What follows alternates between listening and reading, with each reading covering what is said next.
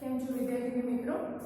ધોરણ 10 માં આપણે ભારતમાં થતી કઈ કઈ કૃષિ છે, કઈ કઈ ખેત પેદાશો છે તેના વિશે માહિતી મેળવી રહ્યા છીએ. ભારતમાં કૃષિ પેદાશો છે, કઈ કઈ મુખ્ય પેદાશો છે કે જેમાં ભારતમાં મોખરે છે અને મોટા પ્રમાણમાં વાવેતર કરવામાં આવે છે.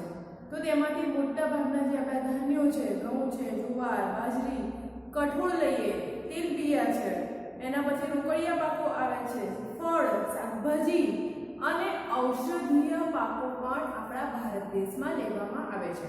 તેના વિશે મોટા ભાગના ધાન્ય પાકો કે કઠોળ બધા કેટલા પાકો લેવામાં આવે છે, એમનું પ્રમાણ કયું કયું છે, ભારતનો કયો ક્રમ આવે છે, એના માટે કઈ આબોહવા અને કેટલા સેન્ટીમીટરનો વરસાદ જરૂરી છે, તે બધા વિશેની આપણે ચર્ચા કરી રહ્યા. હવે જોવાનું છે કે ભારતમાં આ કૃષિ પેદાશોમાં સુધારા લાવવા હોય તો કયા કયા સુધારા લાવી શકાય છે. સરકાર દ્વારા ખેડૂતોને કઈ કઈ રીતના પ્રોત્સાહન આપવામાં આવે છે કે કઈ કઈ રીતે એમને આર્થિક મદદ કરવામાં આવે છે તેના વિશે માહિતી મેળવવાની છે. તો આપણો નવા ટોપિક આગળ તરફ વધીએ છીએ આપણે કે ખેતીમાં ટેકનિકલ ક્ષેત્રે અને સંસ્થાકીય ક્ષેત્રે સુધારા. તો કયા કયા પહેલા સુધારો છે કે ટેકનિકલ સુધારો. શરૂઆતમાં જ્યારે બહુ પહેલાનો સમય લઈએ તો એ સમયે જે સમય ટ્રેક્ટરની પણ વ્યવસ્થા નહોતી તો એ સમયે બળદગાડાથી બે બળદો હોય અને પાછળ હળ હોય અને જે એનું જે પાવડા ટાઈપનું હોય એને એને સાંકળીને અને પછી ખેડૂત દ્વારા એ જે ખેતરની જમીન છે એને ખેડવામાં આવતી. વધારે તો પાવડો હોય, કોદાળી હોય, તો આવા અમુક સાદા યંત્રનો ઉપયોગ કરીને ખેડૂત છે એ ભરપૂર મહેનત કરતો. એવું કહેવાય ને કે પરસેવો પાડીને પાક ઉગવતો. તો આટલી બધી મહેનત કરતો અને સામે એને ફળ પણ ઘણીવાર દુષ્કાળની પરિસ્થિતિ થાય કે વધારે વરસાદ, અતિ વરસાદ થાય તો એ બધી મહેનત ઉપર પાણી ફરી જતું.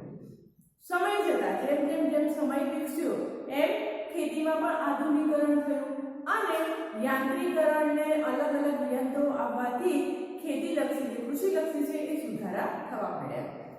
ટ્રેક્ટર પછી આ જેસીબી જેવા મશીનો છે. જેસીબી તો જો કે ખેતરમાં ના ઉપયોગ કરાય પણ એ પણ એક યાંત્રિકરણનો ભાગ છે કે ઘણા બધા મોટી ઇમારતો લઈને મોટી માટી જો ખેડવી હોય, ખાડા પાડવા હોય તો એનો ઉપયોગ થતો. એના સિવાય જે પાકને લણવા માટેના સાધનો આવ્યા એને એ થ્રેશરથી એ પાકમાંથી બિયા છે કે અનાજ છે અને એના જે છોડવાના ડાળી ડાંખા છે અલગ પાડવામાં આવે. તો આવા ઘણા બધા ટેકનિકલ સુધારા થયા છે અને જેનો લાભ ખેડૂતોને મળ્યો છે. અહીંયા જોઈ કયા કે પહેલાના જમાનામાં ખેડૂત કોસ્ટ રાઇટનો ઉપયોગ કરતો અને આજે સબમિશન અને મોનોબ્લોક પંપ, સોલર પંપ, ટપક સિંચાઈ પદ્ધતિ અને ફુવારા પદ્ધતિનો ઉપયોગ થવા માંડ્યો. પહેલાના સમયમાં ખેડૂત હોય એ મોટે ભાગે વરસાદ પર ડિપેન્ડ રહેતો, વરસાદ ઉપર આધારિત રહેતો.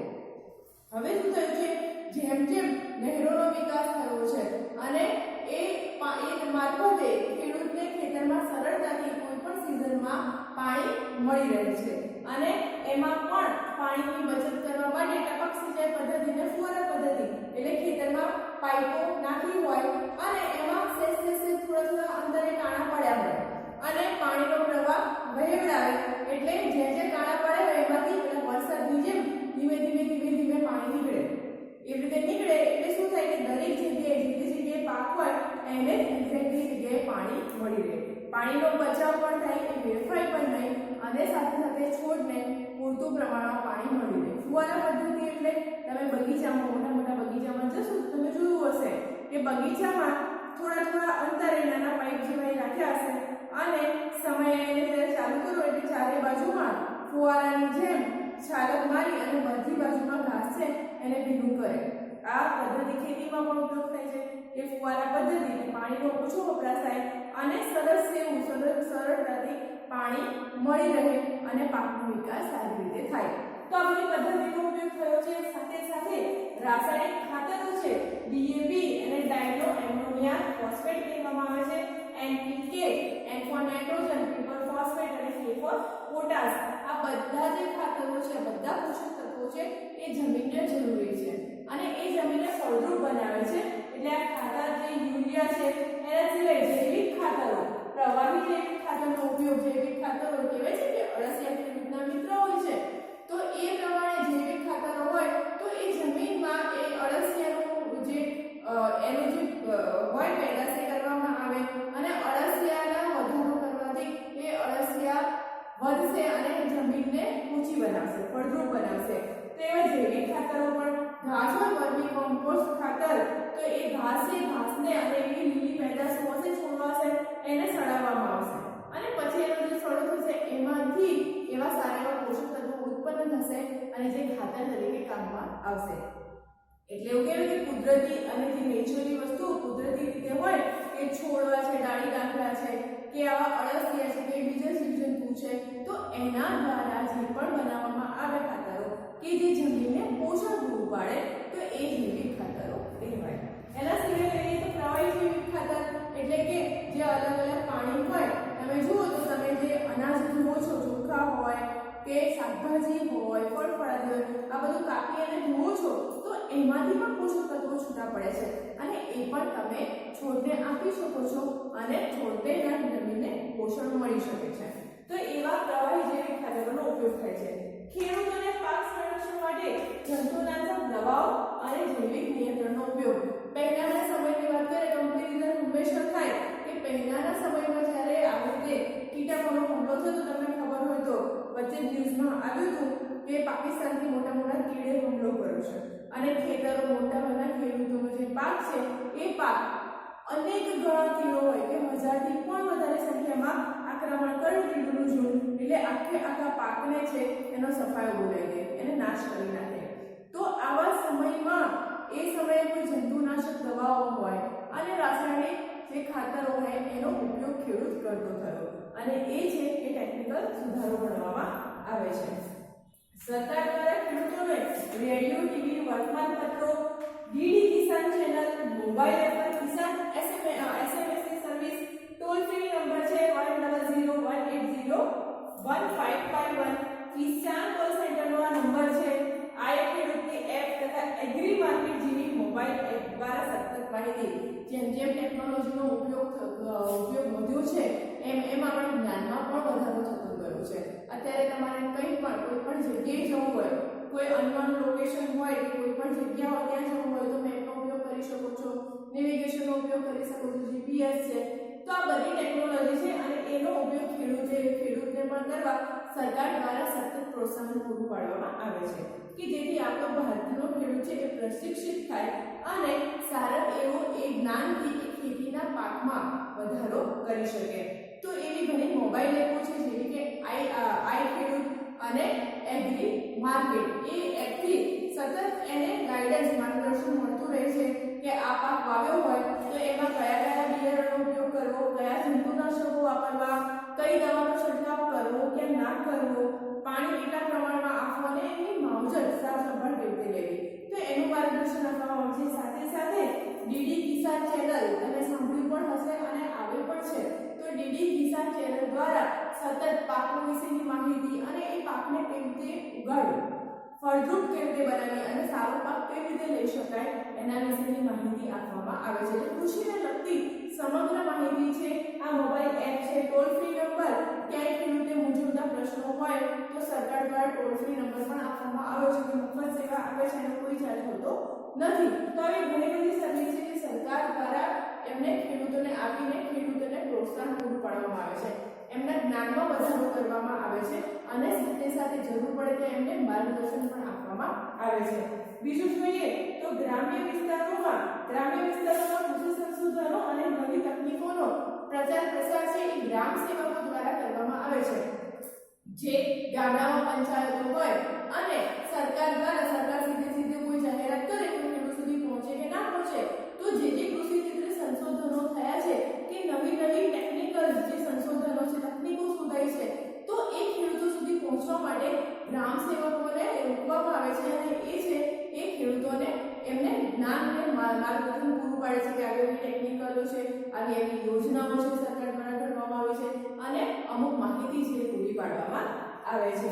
સરકારે દરેક જિલ્લા મથકે ખેડૂત તાલીમ કેન્દ્રની સ્થાપના કરી છે. દરેક જિલ્લો છે એ દરેક જિલ્લામાં ગુજરાતના દરેક જિલ્લામાં ખેડૂત તાલીમ કેન્દ્ર છે જે છે એ સરકારે સ્થાપના કરી છે.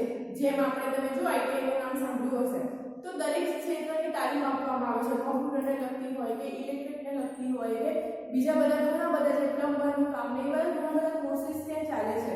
તો આવું પણ એક અલગ ખેડૂત તાલીમ જે સંસ્થા છે એની સ્થાપના કરવામાં આવી છે કે જે ફક્ત ખેડૂતોને લગતી છે અને તેમાં ખેડૂતોને તાલીમ આપીને સુસજ્જ બનાવવામાં આવે છે. અને કહેવાય છે કે કેળવાયેલો તમે બધા છો અત્યારે 10મા ધોરણમાં છો, અત્યારે તમને કોઈ એબીસીડી એ થી ઝેડ બોલાવે કે પછી કોઈ ઘડિયા બોલાવે તો તમને આવડે છે. તો એ રીતે તમે તાલીમ પામેલા છો, તમને કોઈ પહેલા બીજા કે ત્રીજા સાતમાની પરીક્ષા આપવાનું કે તો તમે સરળતાથી આપી શકો. શા માટે? કારણ કે તમે એ જ્ઞાન મેળવીને આવ્યા છો, એ મેળવીને 10મા ધોરણ સુધી આવ્યા છો. સામાન્ય સરવાળા બાદબાકી હોય કે ગુણાકાર ભાગાકાર હોય તો તમને આવડે. શા માટે? કારણ કે તમે એને તાલીમ પામેલી છે, તમે એને શીખી લીધું છે. તો આવી જ રીતે ખેડૂતોને પણ તાલીમ આપવામાં આવે છે અને ખેતર કેવી રીતે ખેડૂત નાનાથી લઈને પાયાની વસ્તુઓથી લઈને મોટા ટેકનિકલ સુધારા છે એનું જ્ઞાન છે એ આ ખેડૂત તાલીમ સંસ્થાઓમાં આપવામાં આવે છે. તેની પણ સ્થાપના કરવામાં આવી છે સરકાર દ્વારા. કૃષિ મેળાઓ ભરાય છે અને કૃષિ મેળાઓમાં તમે જ્યારે પણ આવી કોઈ માહિતી હોય એવું કહેવાય છે કે જ્ઞાન સર્વત્ર વહેંચાય છે. જેટલું તમે સમેટો, જેટલું તમે પ્રાપ્ત કરો એટલું ઓછું. અને આજીવન ભણતા રહો, આજીવન જ્ઞાન હોય ને એ વધારો થતો રહે તો ક્યાંય માણસ પાછો પડે નહીં, એ ક્યાંક ને ક્યાંક એ કામમાં આવે. તો આવી રીતે જે કૃષિ મેળાઓ છે તો કૃષિ મેળાઓમાં તમે જાઓ તો નવા નવા બિયારણો જોવા મળશે. ત્યાં તમને નવી ઘણીવાર નાના એવા પોટ હોય કે કુંજા હોય તો એમાં સરસ મજાનું એ વૃક્ષ ઉગાડશે, વૃક્ષ તો એમાં છોડ ઉગાડશે, સરસ એવા ફૂલો આવ્યા હશે. કારણ કે એમાં એને જે ઝાડ છે કે જે છોડ છે એને લગતું પોષણ આપવામાં આવે, એને લગતા ખાતરો આપવામાં આવે તો એનો વિકાસ સરસ રીતે થાય. એટલે કૃષિ મેળામાં આ રીતે જે પાકો છે, જે બિયારણો છે, ખાતરો છે એને લગતી માહિતી અને એનું જે પ્રદર્શન છે એ યોજવામાં આવે છે જેથી ખેડૂતોને રસ પણ પડે અને સાથે સાથે માહિતી પણ મળે. કૃષિ યુનિવર્સિટીની સ્થાપના કરવામાં આવી છે.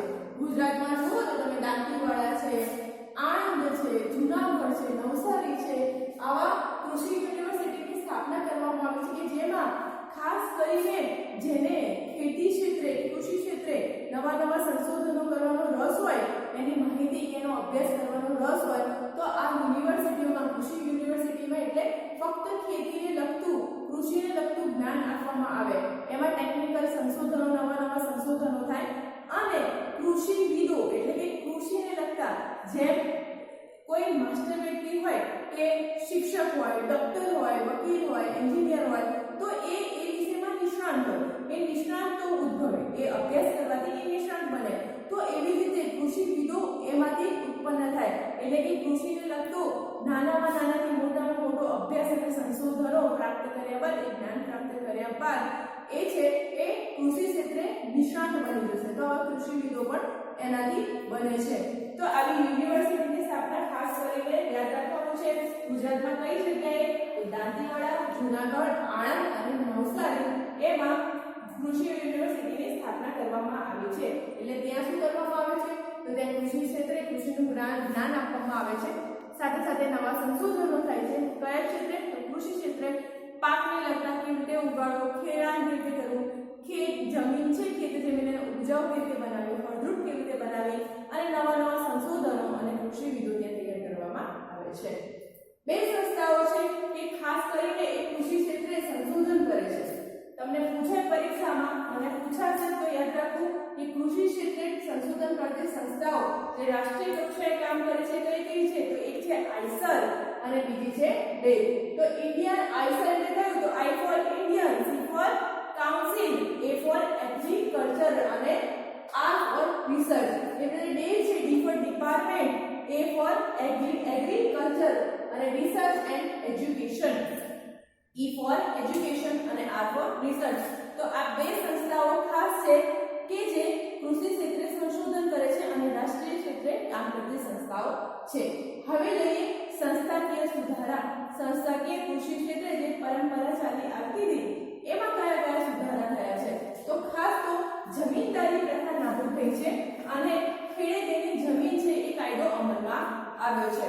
પહેલાનો સમય લઈએ તો ખેડૂત છે વધારે ગરીબ થતું જતું. શા માટે? તો કે જમીનદારો હોય એમની પાસે રૂપિયા હોય, ખેડૂતને કોઈ બિયારણ લાવવું હોય અથવા તો કોઈ પાક ઉત્પન્ન કરવો હોય અને એમાંથી એની પાસે પૂરા પૈસા ના હોય એટલે જમીનદાર પાસેથી જાય અને રૂપિયા લે. હવે ત્યાં એ લોકોને જ્ઞાનનો અભાવ, એટલા બધા ભણેલા નહીં, એટલે શું થાય તો જમીનદારો એમને અંગૂઠા મારીને એમને તો ભણતા આવડે નહીં એટલે એમની જમીન એ પોતાના હસ્તક કરી દે. સાથે સાથે ચક્રવૃદ્ધિ વ્યાજ એટલે વ્યાજનું વ્યાજ એને 3000 લીધા હોય, બીજા વર્ષે 6000 થઈ જાય, 6 ના 12000 થઈ જાય, એવી રીતે 18000 થાય. તો વધતું જાય તો સમયે એનું દેવું એ ભરપાઈ ન કરી શકે. એવી રીતે તો ઘણા બધા ખેડૂતોએ આત્મહત્યા પણ કરી છે. કારણ કે ગરીબ માણસ છે એ વધારે ચૂસાતો જાય, વધારે ગરીબ થતો જાય અને જમીનદારો છે એ એમના તાબાની જમીનો પણ પડાવી લેતા, પચાવી લેતા અને એ વધારે શ્રીમંત થતા જતા. તો આ જમીનદારી પ્રથા છે એ નાબૂદ કરી સરકારે. અને કયો કાયદો લાવ્યા? ખેડે તેની જમીન.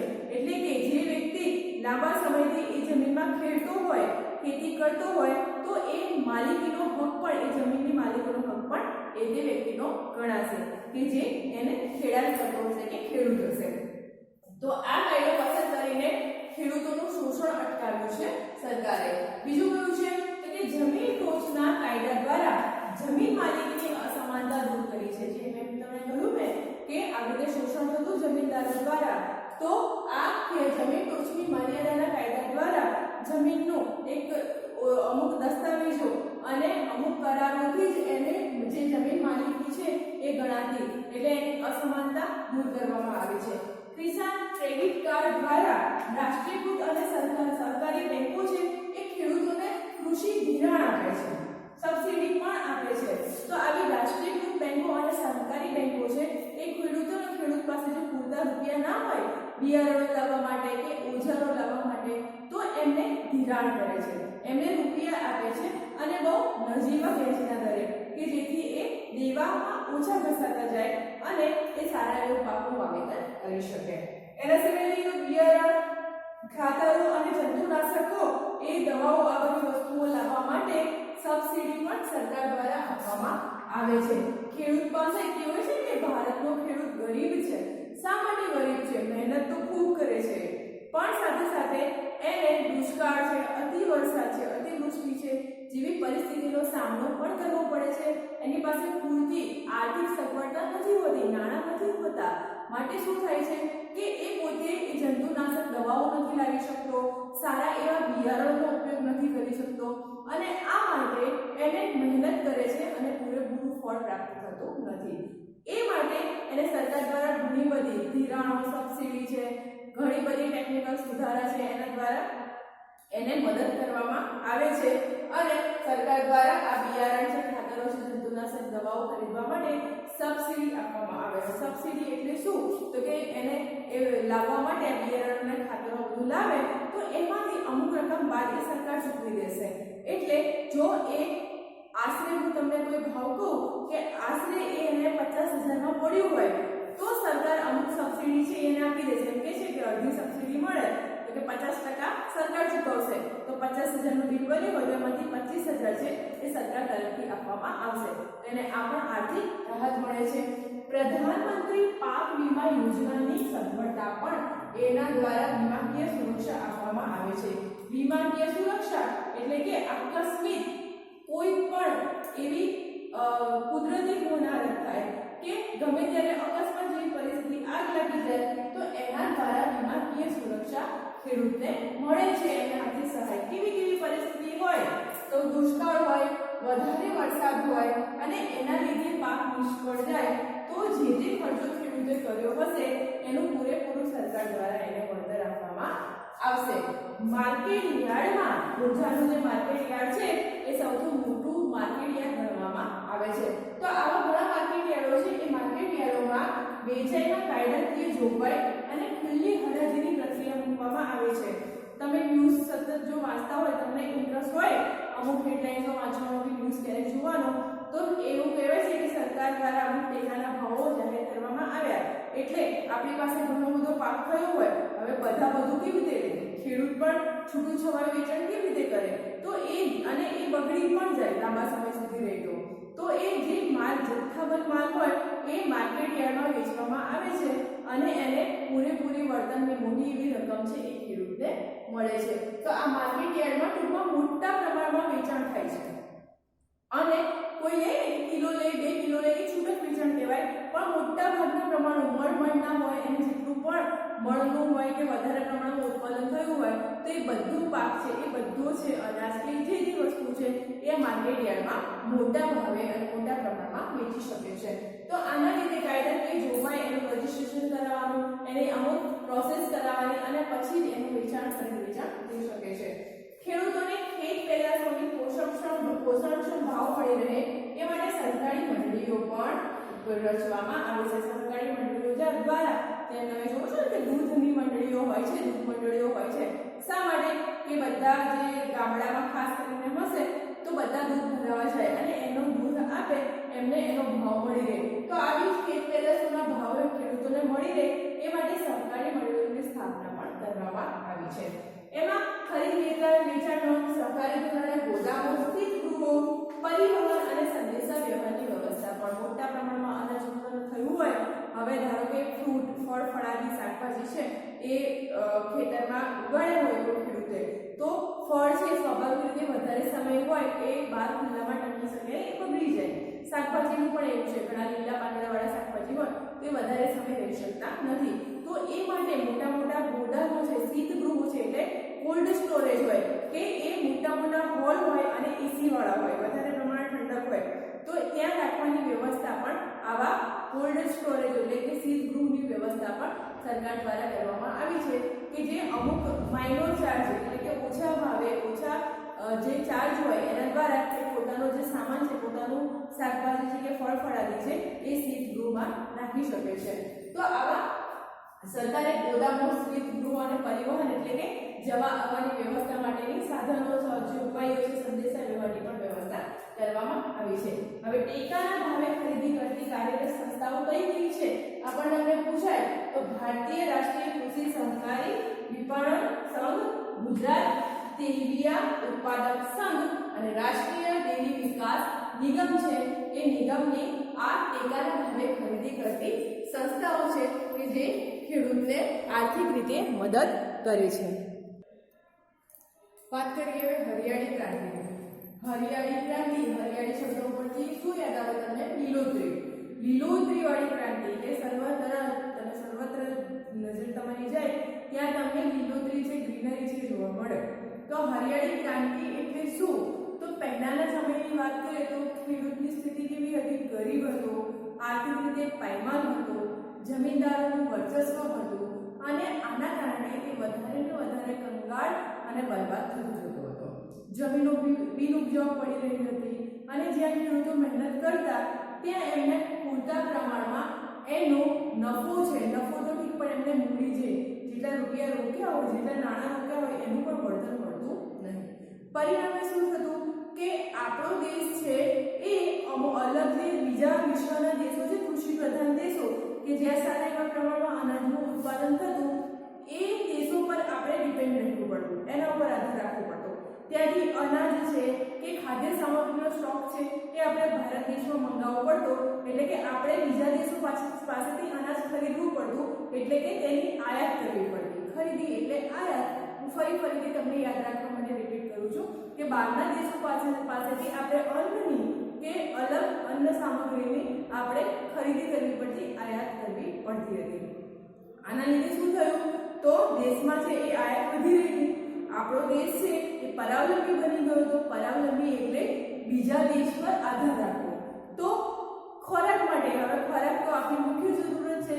કોઈ પણ સજીવ પ્રાણી હોય કે મનુષ્ય હોય એને ખોરાક વગર ચાલે નહીં.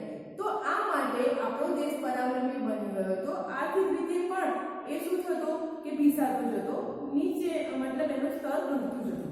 તો આના લીધે આપણે બહારના દેશો પર આધાર રાખવું પડતો. હવે શું થયું કે સરકાર દ્વારા ધીમે ધીમે આ પરિસ્થિતિને સુધારો લાવવા માટે અમુક યોજનાઓ છે એ ઘડવામાં આવી કે ખેડૂતને એને પ્રોત્સાહન કેવી રીતે પૂરું પાડવું.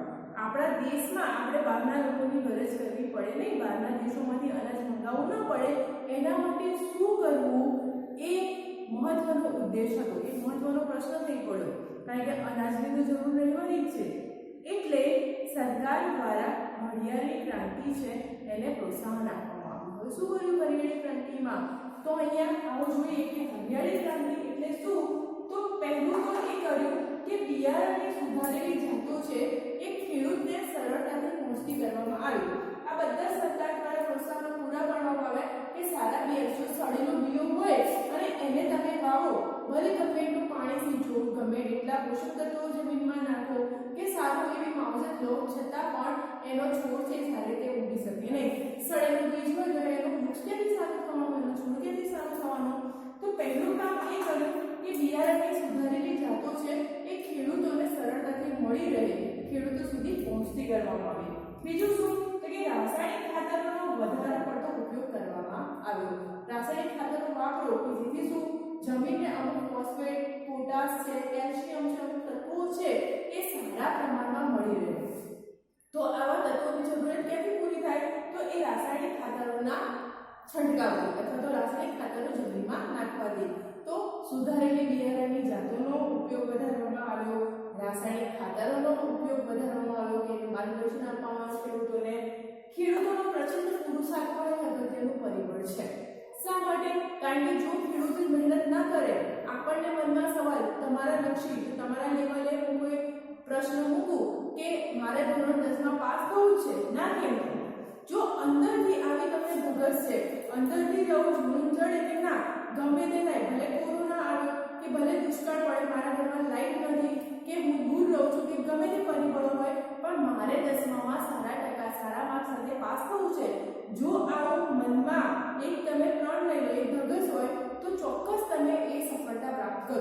તો આ જ રીતે ખેડૂતો બેસી નતા રહ્યા. આ બધી સાથે સાથે પ્રોત્સાહન મળવાની સાથે સાથે ખેડૂતોનો પ્રચંડ પુરુષાર્થ પણ અહીં કામ લાગ્યો કે ખેડૂતે વધારે મહેનત કરવા માંડી અને વધારે પ્રમાણમાં વાવેતર કરીને પાક ઉત્પાદન કરવા માંડ્યું. વીજ વિતરણની વ્યાપક વ્યવસ્થા, આ પણ ટેકનોલોજી આવી ગઈ, ઓજારો આવી ગયા, પણ જો વીજળીની વ્યવસ્થા ન હોય તો એ મશીન કેમનું ચાલે? તો આ માટે વીજ વિતરણ છે એ વ્યાપક બનાવવામાં આવ્યું. અત્યારે જે તમે જો તો સ્ટ્રીટ લાઇટો છે, તમને આસાનીથી વીજળીનું કનેક્શન મળી રહે. તો એ માટે એની વ્યવસ્થા છે વ્યાપક બનાવવામાં આવી. અને છેલ્લું જે લાસ્ટ ફેક્ટર છે સિંચાઈની સવલતોમાં સુધારા. પહેલા તો ખેડૂત વરસાદ આવે ત્યારે ખેતી થાય, અત્યારે પણ થાય છે, પણ સાથે સાથે ઉનાળામાં પણ વાવેતર ખેડૂત સરળતાથી કરી શકે. અમુક તમે જો આપણે જિલ્લાઓ જોયા, રાજ્યો જોયા, તો અમુક પાકો છે બારે માસ દરેક સિઝનમાં લેવામાં આવે છે. શા માટે? કારણ કે એ લોકોને બારે માસ ત્યાં પાણીની સગવડો છે, સિંચાઈની સગવડો છે એ મળી રહે છે. વરસાદ ઉપર કે એકલા સંગ્રહેલા પાણી પર આધાર રાખવો પડતો નથી.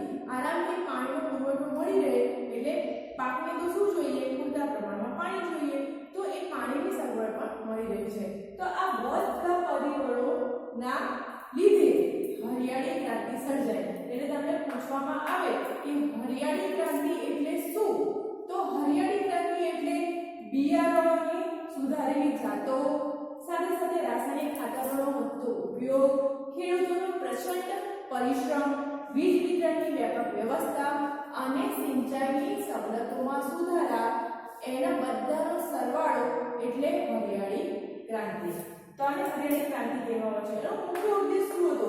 તો કૃષિની ઉપજમાં વધારો. ગમે તે કરીને અનાજનું વાવેતર છે કે ખેતરમાં ખેડૂતો છે એમને પ્રોત્સાહન આપીને કૃષિ ઉપજમાં વધારો કેવી રીતે કરવો, એટલે કે વધારે પ્રમાણમાં અનાજ કેવી રીતે પકવવું, કેવી રીતે વાવેતર કરવું અને કેવી રીતે એનું ઉત્પાદન લેવું. તો એ જ એનો મેઇન હેતુ હતો અને એ આ બધા ફેક્ટરથી એ સિદ્ધ થયું. પરિણામે શું થયું? તો કે ખેડૂતો વધુ પ્રમાણમાં રાસાયણિક ખાતરનો ઉપયોગ કરવા માંડ્યા, કીટનાશકો છે, જંતુનાશકો છે એનો ઉપયોગ કરવા માંડ્યા અને આ પ્રોત્સાહન મળતા હરિયાળી ક્રાંતિ સફળ બની. શું થયું? તો કે સારો એવો પાક ઉત્પન્ન થયો. એક કુંડું છે તમારા ઘરમાં, એક નાનું ઉદાહરણ લઈએ આપણે કુંડું. તો એક નાનું કુંડું છે, એમાં તમારે કોઈ છોડ વાવવો છે તો તમે શું કરશો? તો પહેલા તો તમે મોબાઈલમાં એપ ખોલશો અને YouTube ઉપર કે Google ઉપર જોશો કે આ છોડ વાવવો છે તો એ છોડ હું કેવી રીતે સારી રીતે ઉગાડી શકું.